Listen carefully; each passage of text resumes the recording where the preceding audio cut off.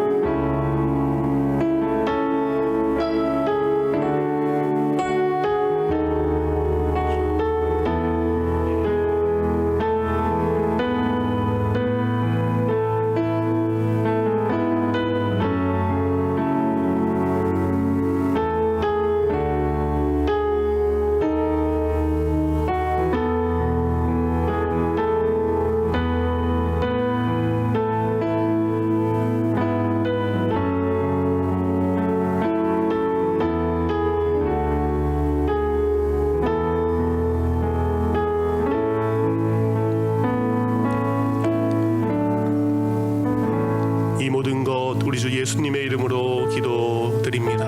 아멘. 여러분, 어떤 기도하셨습니까? 이 세상에 있는 모든 종교는 각자 나름의 기도가 있습니다. 그들도 기도를 하는 것을 하죠. 그들의 기도와 지금 여러분이 드린 기도는 어떤 차이점이 있습니까? 절에 다니는 사람도 부처 앞에 가서 무엇인가를 기도를 합니다. 그리고 알라를 믿는 사람들, 이슬람교도들도 알라에게 무엇인가를 기도합니다. 3억 3천 개의 신을 섬기고 있는 힌두교도도 3억 3천의 신들에게 각자의 기도를 합니다. 그들이 하는 기도와 지금 여러분이 한 기도, 지난 일주일 동안 여러분이 한 기도, 여러분의 삶에 드리는 기도가 그들의 기도와 어떤 차이점이 있습니까? 여러분, 예수님께서는 이 땅에 오셨을 때 메시아의 사역을 시작하시면서, 공생의 사역을 시작하시면서 가장 먼저 기도하셨습니다. 예수님께서는 성령에 이끌리셔서 광야로 가셔서 40일 동안 금식 기도로 자신의 공생의 사역을 시작을 하셨습니다. 그렇게 사역을 시작하신 예수님은 새벽에도 그리고 늦은 밤에도 예수님은 기도하셨습니다. 우리가 잘 아는 것처럼 마태복음 6장을 통해서 너희는 이렇게 기도해라. 그래서 우리가 어떻게 기도해야 되는지 주님의 기도를 우리에게 알려주기도 하셨습니다. 십자가에 달리기 돌아가시기 전날 밤 겟세마네 동산에서 간절히 기도할 때 땀방울이 핏방울이 될 정도로 예수님은 기도하셨습니다. 예수님께서 십자가에 달려 돌아가실 때 누가복음 23장 26절은 이렇게 이야기합니다. 아버지, 내 영혼을 아버지 손에 부탁하나이다. 기도로 사역을 시작하신 예수님은 아버지께 기도함을 통해서 자신의 공생의 사역을 마치셨습니다. 이렇게 예수님은 기도로 시작해서 기도로 끝맺힘을 하신 분이죠. 그렇게 예수님에게 있어서 기도는 너무나 중요한 것입니다. 그렇다면 그 예수님을 믿는 우리에게 있어서도 기도는 정말 중요할 수밖에 없고 기도의 내용도 정말 중요할 수밖에 없습니다.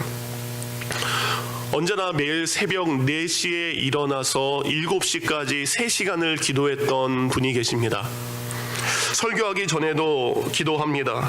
기도하지 않으면 말씀을 전하지 않습니다. 기도하지 않으면 전도하지 않습니다. 기도하지 않고는 아무것도 하지 않은 분이 계십니다.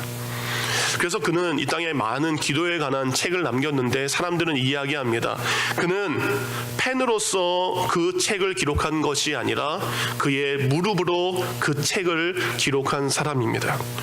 1835년 8월 15일 미주리주에서 태어난 그는 19살의 변호사가 되었습니다.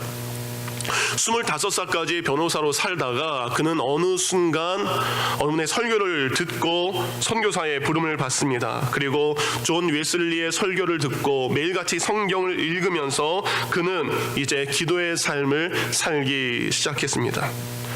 1913년 그가 세상을 떠났을 때에 모든 사람들, 그를 아는 모든 사람들은 그를 이렇게 이야기했습니다.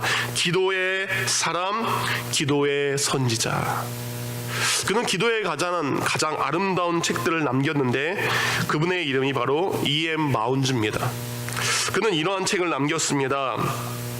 기도의 심장, 응답기도, 기도의 불병거, 기도해야 산다, 기도하지 않으면 죽는다.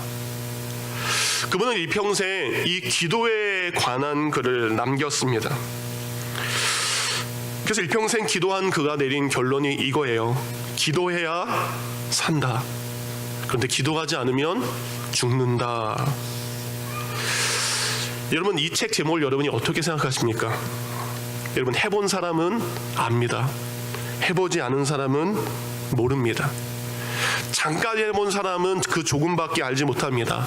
그러나 일평생 동안 그것을 한 사람은 그 누구보다도 가장 잘 압니다.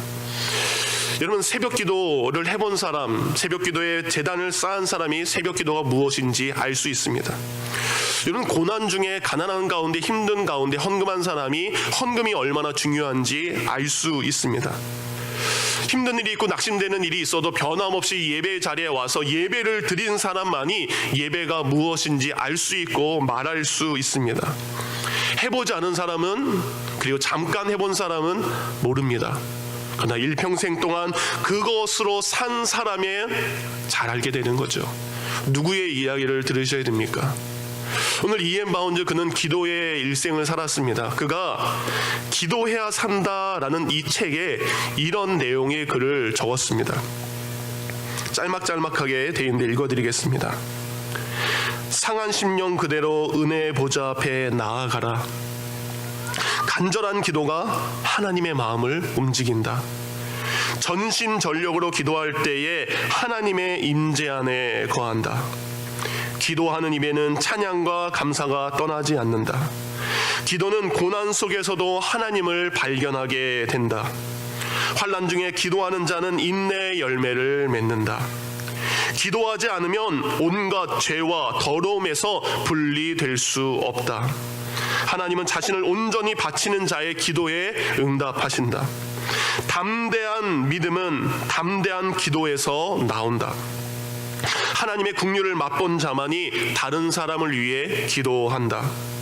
기도의 특권을 누리고 그 책임을 다하라. 합심 기도로 죄가 누룩처럼 퍼지는 것을 경계하라. 마지막으로 그는 이렇게 이야기합니다. 기도하는 사람만이 예수를 전할 수 있다. 정말로 일평생을 기도했던 그 기도의 고백입니다. 여러분, 다 저희 교회 도서관에 비치되어 있습니다. 점심시간에 우리 이정승 집사님이 도서관을 관리하시는데 빌려가셔서 이제 읽으시기 바랍니다. 그리고 참고로 예전에 도서관에서 책을 빌려가신 분들은 반납해주기 원하신다는 이정승 집사님의 광고도 더불어서 드립니다. 돌려주셔야 다른 분들도 읽을 수 있습니다. 오늘 저희가 읽었던 이 요한복음 17장, 이것은 예수님의 대표적인 기도문 중에 하나입니다. 그래서 많은 분들이 요한복음 17장의 예수님의 기도를 대제사장의 기도라고 이야기를 합니다. 대제사장, 하나님께서 정한 대속죄일이 있습니다. 이스라엘 백성들의 모든 죄가 사함받는 그날이 있습니다. 그 복된 날이 되기 전에 대제사장은 홀로 그 사역을 준비합니다. 모든 백성의 죄를 가지고 하나님이 계신 지성소 앞에 들어가기 전에 대제사장은 그의 삶과 그의 안에 있는 죄와 모든 것이 정결하도록 준비하는 것이 대제사장입니다. 오늘 예수님께서 이 땅에 있는 모든 사람의 죄를 속하기 전에 대제사장이 하나님 앞에 지성소에 나가기 전에 기도했던 것처럼, 오늘 예수님은 십자가 사역 전에 이 땅에 있는 우리 모든 믿는 자들을 위해 기도하는 것이 바로 오늘 요한복음 17장의 기도입니다. 그래서 종교개혁을 했던 존 칼빈이 이런 이야기를 합니다. 요한복음 17장 이 기도는 예수님의 설교에 권위를 주는 인장, 도장과 같다. 여러분, 요한복음 17장 앞에 몇 장이 있죠? 어렵지 않습니다. 16장이 있습니다. 14장, 15장, 16장이 예수님의 설교예요.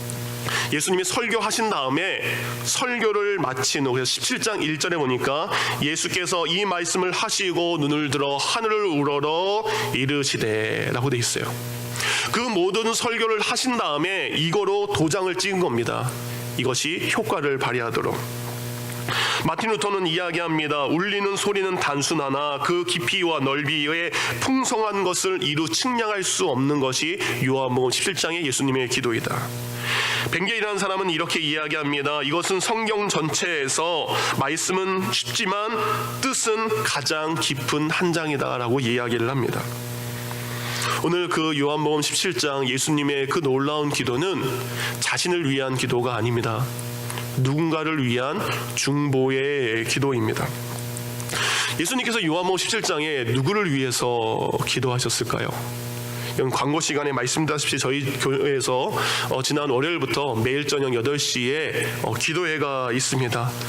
누굴 위해서 기도하는 시간입니까? 다른 기도도 할 수 있지만 지금 기도는 우리 아픈 환우들, 우리 병과 싸우는 환자들을 위해서 기도하는 시간입니다. 처음에 이 기도를 하면서 순간 딱 제 머리에 드는 생각이, 기도의 이름을 나사로 기도회라고 했으면 좋겠다는 생각이 문득 들었어요. 나사로 기도회. 요한복음 11장에 보면 누워있는 나사로를 향해 예수님께서 말씀하십니다. 나사로야 나와라. 나사로야 나와라. 그리고 뭐예요? 나에게 오라. 환자들이 침상에 누워 있습니다. 그들이 일어나 나와 예배하면 좋겠다라는 마음으로 나사로 기도해라고 하는 생각이 잠깐 들었습니다. 근데 여러분, 설명 없이 이걸 광고 내보내면 좀 그럴 것 같아서 일단은 말씀을 안 드렸는데요. 이름이야 어떻든 상관없습니다. 매일 저녁 8시 교회에서나 여러분이 있는 집에서 기도를 하시기 바랍니다. 누구를 위해서? 아픈 분들을 위해서.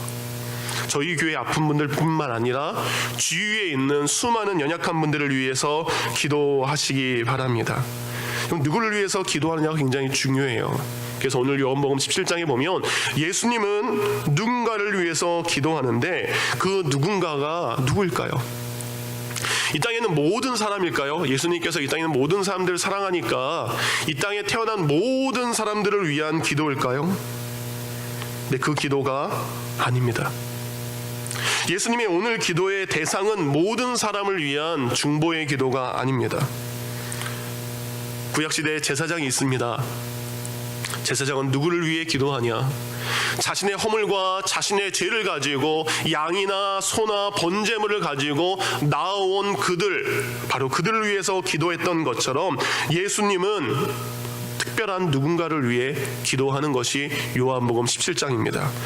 9절을 한번 보면 이렇게 이야기합니다. 예수님께서 직접적으로 9절에 내가 그들을 위하여 비옵나니 내가 비옵는 것은 세상을 위함이 아니요.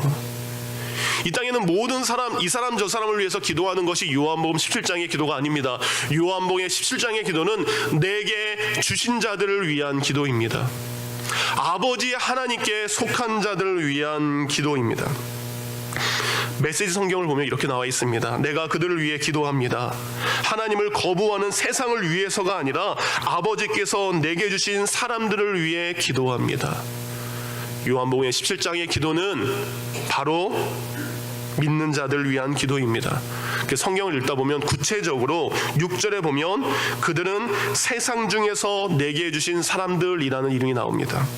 6절에 그들은 하나님의 자녀인 사람들이라고 나옵니다. 그리고 또한 이야기합니다. 6절에 하나님의 말씀을 가진 자들이라고 이야기합니다. 7절에 그들은 하나님의 아들 예수 그리스도를 아는 자들입니다. 8절에 그들은 예수님의 말씀을 받은 사람들입니다. 9절에 그들은 하나님께서 예수님을 보내신 것을 믿는 사람들입니다. 그리고 10절에 그들은 예수님께 영광 올려드리는 사람들입니다. 그러니까 예수님은 지금 그들을 위해서 기도하시는 겁니다. 여러분, 로마서 8장 31절에 보면 예수님께서 지금도 그들을 위해서 기도하는 것을 말씀하십니다. 누가 정죄하려 죽으실 뿐 아니라 다시 살아나는 이는 그리스도 예수시니 그는 하나님 우편에 계신 자요 우리를 위하여 간구하시는 자신이라. 여러분, 지금 예수님 믿으십니까? 예수님을 믿으십니까? 그러면 지금도 예수님은 하나님 보좌 우편에서 믿는 자들을 위해서 기도하고 계십니다. 지금도 예수님은 믿는 자들을 위해서 어제나 오늘이나 내일이나 변함없이 기도하십니다. 저 하나님의 나라에서 이 땅에 있는 주의 백성들을 위해서 예수님은 기도하십니다. 근데 예수님께서 왜 요한복음 17장에 그 믿는 자들을 위해서 왜 기도하실까요? 예수님께서 왜 기도하시는지 세 가지의 이유를 이렇게 말하고 있습니다. 11절입니다. 나는 세상에 더 있지 아니하오나 그들은 세상에 있사옵고 나는 아버지께로 가옵나니. 예수님께서 지금도 믿는 자들을 위해서, 제자들을 위해서 기도하셨던 것은 이제 그들과 더 이상 같이 계시지 않기 때문입니다. 예수님은 지금 육신으로 제자들과 함께 계시고 계십니다. 그래서 예수님 육신으로 계실 때 제자들을 인도하시고 보호하시고 늘 함께 하셨어요. 근데 예수님이 이제 하나님께로 돌아간대요. 그럼 제자들은 이제 홀로 서기 해야 됩니다. 예수님 없이 그들이 살아가야 됩니다. 여러분, 자녀들이 부모님 곁에 있을 때가 있죠. 근데 언젠가 자녀들이 장성해서 부모님을 떠나서 홀로 살기를 준비해야 될 때가 있습니다. 은퇴가 네가 지금은 아빠랑 살지만 아빠를 떠나서 혼자 살 때가 올까 안 올까? 오겠지? 반드시 옵니다. 그러니까 너는 뭘 준비해야 돼? 아빠 없이 혼자 사는 것을 준비해야 돼요. 근데 여러분, 우리는 어떻습니까? 부모된 마음으로 자녀들의 홀로 서기를 그러니까 준비시켜줘야 됩니다. 언젠가 내 품을 떠날 그 아이가 저 세상에서 부모의 품 밖에서 혼자 살아가야 될 것을 우리는 준비시켜야 됩니다. 여러분, 자녀를 위해 홀로 서기를 위해 무엇을 준비하십니까? 우린 때론 이렇게 이야기할 수 있어요. 걱정 마, 아빠가 다 준비해놨어. 엄마가 책임질게 라고 이야기할 수 있습니다. 그러면 여러분이 책임진 것, 여러분이 준비하신 것, 그것이 무엇입니까? 자녀들이 홀로 살아갈 때 가장 필요한 것을 여러분이 준비하실 거예요. 그럼 여러분이 생각 가운데, 그래, 우리 자녀가 홀로 살아갈 때 가장 필요한 것이 돈이라고 생각하면 돈을 준비하면서 할 것입니다. 믿음이 필요하다면 믿음을 준비할 것입니다. 그들의 삶 가운데 기도가 필요하다면 기도를 준비할 것입니다. 오늘 예수님께서는 자신은 떠나가고 홀로 남겨진 그들을 위해서 가장 중요하게 생각한 것이 그들을 위한 기도입니다. 여러분, 자녀의 홀로 서기를 위해 기도로 준비하시기 바랍니다. 예수님께서 기도로 사랑하는 제자들의 삶을 준비해 주셨습니다. 예수님께서 또한 믿는 자들을 위해서 기도하시는 두 번째 이유는 13절입니다. 지금 내가 아버지께로 가오니 내가 세상에서 이 말을 하옵는 것은 그들로 내 기쁨을 그들 안에 충만하게 가지게 하려 함입니다. 여러분 기쁘신가요? 여러분 기쁘게 살고 계신가요? 예수님을 생각해 보시기 바랍니다. 예수님은 가장 낮은 자리에 오셨어요. 말 밥그릇에 그곳에 태어나셨죠. 가장 낮은 자리에 오셨지만 예수님은 기뻐하셨습니다. 예수님은 정말 이른 새벽부터 늦은 시간까지 걸어다니시고 전도하시고 말씀하시고 기도하시고 피곤한 인생, 고단한 인생을 사셨지만 예수님은 기쁨이 그 안에 계셨습니다. 십자가 달리시기 전 로마 병사들과 유대인들에게 온갖 멸시와 조롱과 채찍과 고통을 당하고 십자가에서 그 아픔을 당하시는 중에서도 예수님은 그 모든 것이 짐이 아니라 예수님에게는 알 수 없는 기쁨과 감사가 있었습니다. 그것이 예수님 안에 있었던 기쁨이에요. 우리는 가져야 기쁘다고 이야기합니다. 우리는 높은 자리에 올라가야 기쁘다고 이야기합니다. 내가 모든 것을 가졌어야 우리는 기쁘다고 이야기합니다. 근데 그것은 예수님의 기쁨이 아닙니다.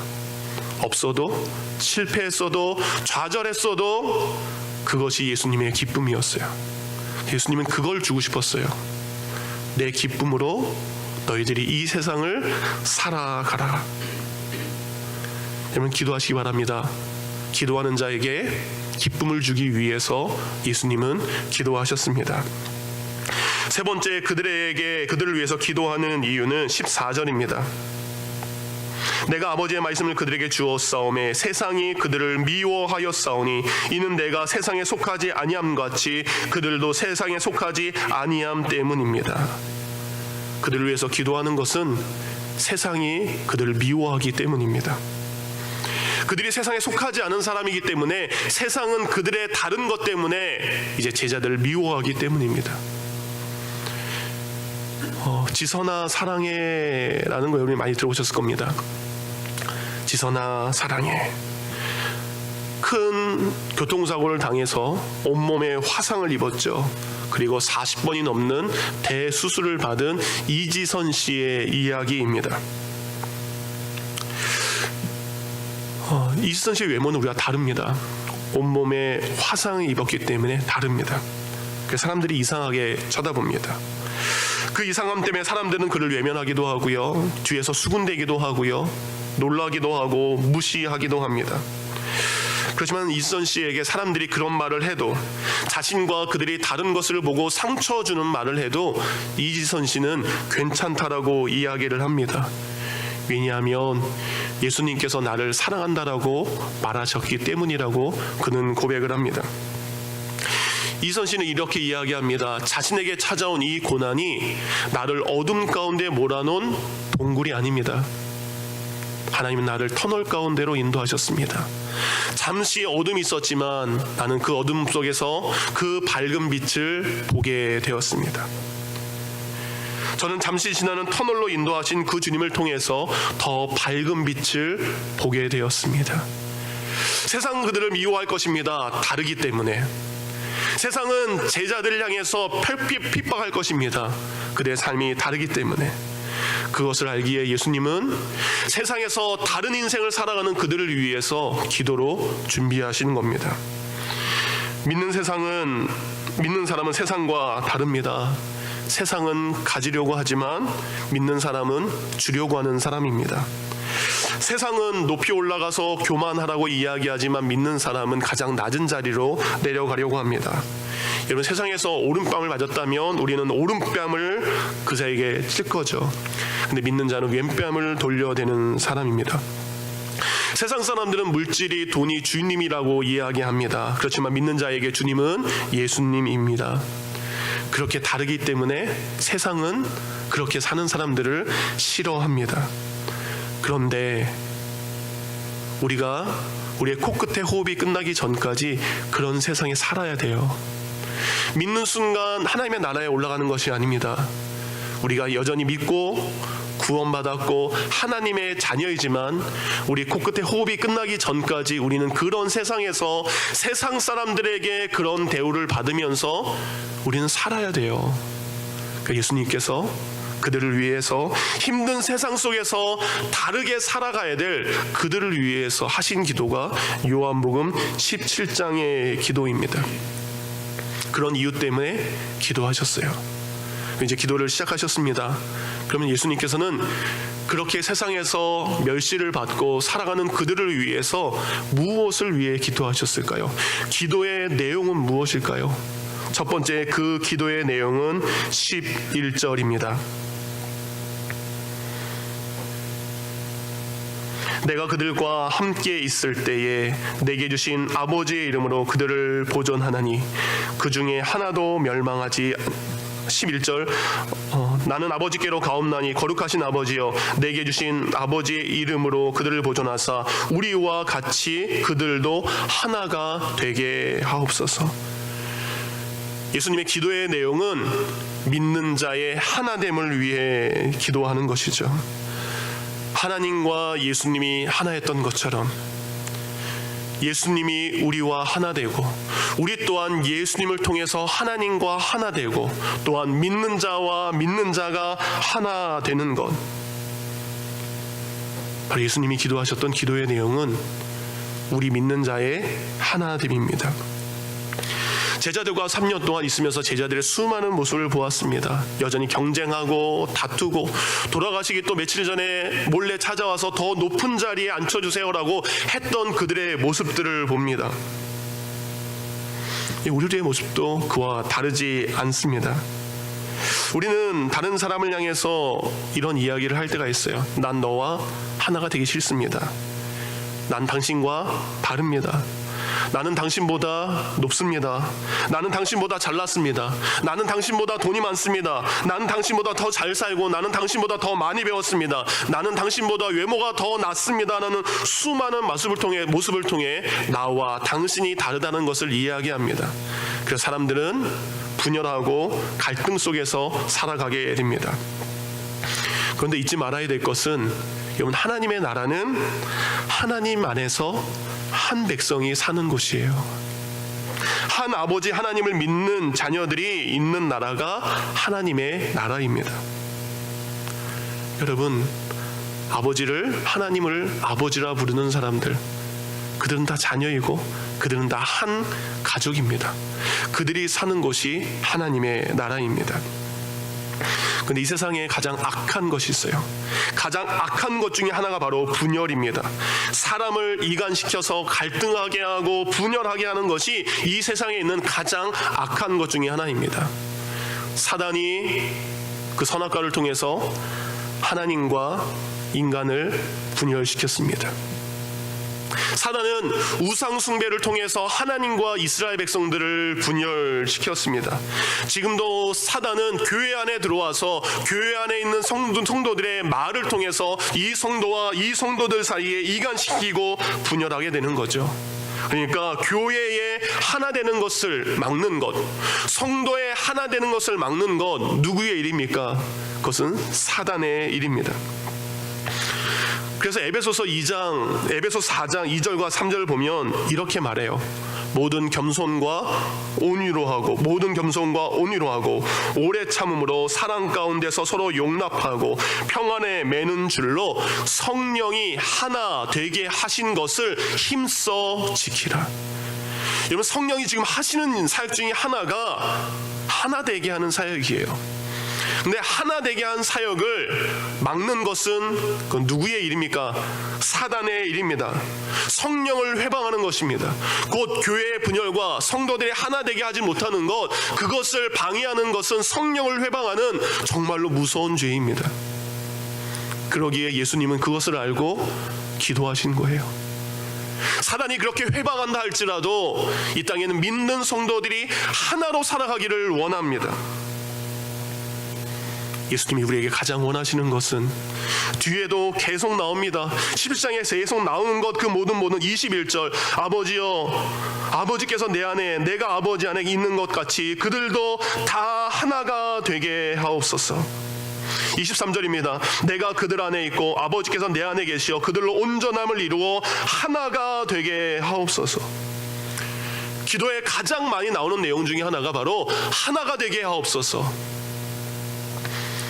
여러분이 믿는 자라면 믿는 자들 그들과 하나 되시기 바랍니다. 두 번째 예수님의 기도의 내용은 악으로부터 이들을 지켜 주십시오.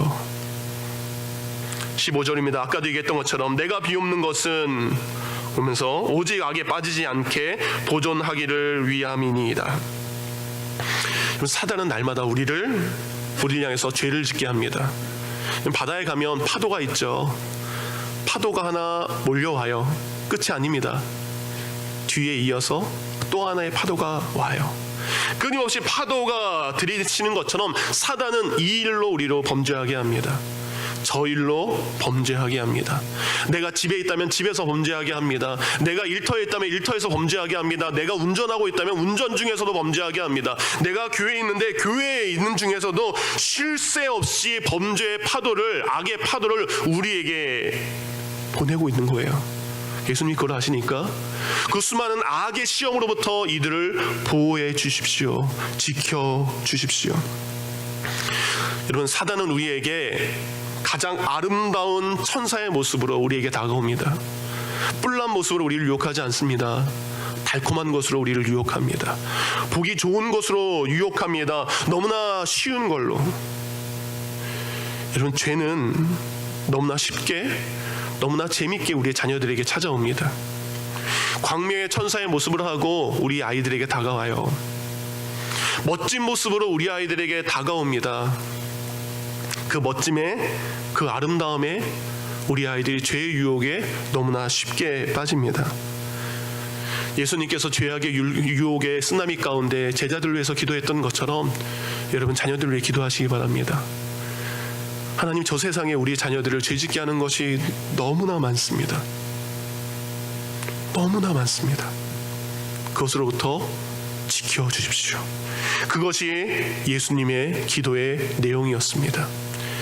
사단의 시험, 죄는 영적인 일입니다. 그렇죠, 여러분? 죄 짓는 것은 영적인 일입니다. 영적인 것은 영적 전쟁으로 이겨야 됩니다.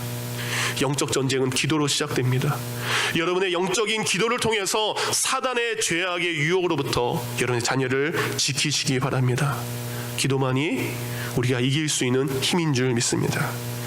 마지막 세 번째, 예수님께서는 17절과 19절에 그들로 하여금 믿는 자들이 거룩하게 살기를 원합니다 라는 기도를 합니다.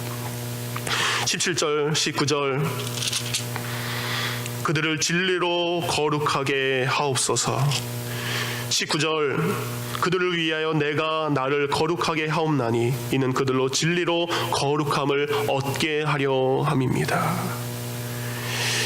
예수님께서는 이제 제자들에게 진리를 증거해라 라는 사명을 맡기셨습니다. 그런데 제자들에게 너희들이 이 진리의 사명을 증거하기 위해서는 먼저 진리의 말씀으로 너희들이 먼저 거룩해야 된다라는 거예요. 예수님이 거룩한 자로 이 땅에 오셔서 거룩한 자로서 우리에게 삶을 보여주셨습니다. 이제는 그 거룩의 모습을 우리가 닮아가야 됩니다. 그리고 우리가 거룩한 자가 되어서 진리의 말씀을 전해야 됩니다. 그래서 믿는 자들에게 나타나야 될 것은 거룩, 구별된 모습입니다. 근데 여러분, 우리는 이 거룩을 말이라고 생각합니다. 저 사람 참 거룩한 말을 해. 저 사람은 구별된 말을 해. 뭔가 다른 말을 해. 얘 다른 말을 하는 것도 거룩입니다. 그렇지만 말로 거룩함을 다 표현할 수 없습니다. 거룩은 여러분 삶의 열매입니다. 말이 아닙니다. 삶의 열매가 거룩입니다. 그래서 예수님께서는 열매를 보아 그의 거룩함을 안다라 그랬어요. 마태복음 7장 15절부터 18절입니다. 거짓 선지자들을 삼가라. 양의 옷을 입고 너희에게 나오나 속에는 노략질하는 일이라. 그들의 열매로 그들을 알지니 가시나무에서 포도를 또는 엉겅퀴에서 무화과를 따겠느냐. 이와 같이 좋은 나무마다 아름다운 열매를 맺고 못된 나무가 나쁜 열매를 맺나니 좋은 나무가 나쁜 열매를 맺을 수 없고 못된 나무가 아름다운 열매를 맺을 수 없느니라. 여러분, 거룩은 열매입니다. 예수님은 그들에게 이야기합니다. 거룩의 열매를 맺으며 살아라. 열매가 없이 말로 되는 것은 가짜라는 거죠. 아무리 너희들이 세상에 나아가서 전해도 너희의 거룩함의 열매가 없다면 증거되지 않기 때문입니다. 사랑하는 성도님들, 그 어느 때보다 기도가 필요한 시대에 우리는 살아가고 있습니다. 이 세상은 점점 이생의 자랑과 안목의 자랑과 육신의 정욕을 가지고 우리를 유혹하는 시대에 살아가고 있습니다. 그래서 이 시대에 우리 믿는 사람들은 거짓되고 부정된 것을 구별하는 거룩한 삶, 흠없는 삶을 우리는 살아가야 됩니다. 이것이 믿는 자의 모습이고, 그렇게 살기 위해 예수님은 기도하셨습니다. 믿는 자라면 기도하시기 바랍니다. 세상의 성공 아닌 믿음의 삶, 기도의 삶에 성공하시기 바랍니다. 그리고 하나됨을 위해 기도하시기 바랍니다. 죄악으로부터 보호받기를 위해 기도하시기 바랍니다. 그리고 거룩한 삶의 열매를 맺도록 기도하는 저와 여러분이 되기를 주님의 이름으로 축원합니다. 이 시간 들은 말씀을 생각하며 기도하겠습니다. 예수님께서 믿는 자들을 위해서 기도했던 것처럼 나 또한 기도하기를 원합니다. 이 죄악된 세상 가운데 우리로 하여금 믿는 자로서 믿음을 지키기 위해 기도하기를 원합니다. 주님, 내가 거룩하게 살아가기를 원합니다. 입술만 거룩한 것이 아니라 내 삶의 열매로 거룩하기를 원합니다. 나와 우리의 자녀들에게 죄의 쓰나미가, 죄의 파도가 쉴 새 없이 몰아칩니다. 그 죄의 유혹으로부터 나를 지켜주시옵소서.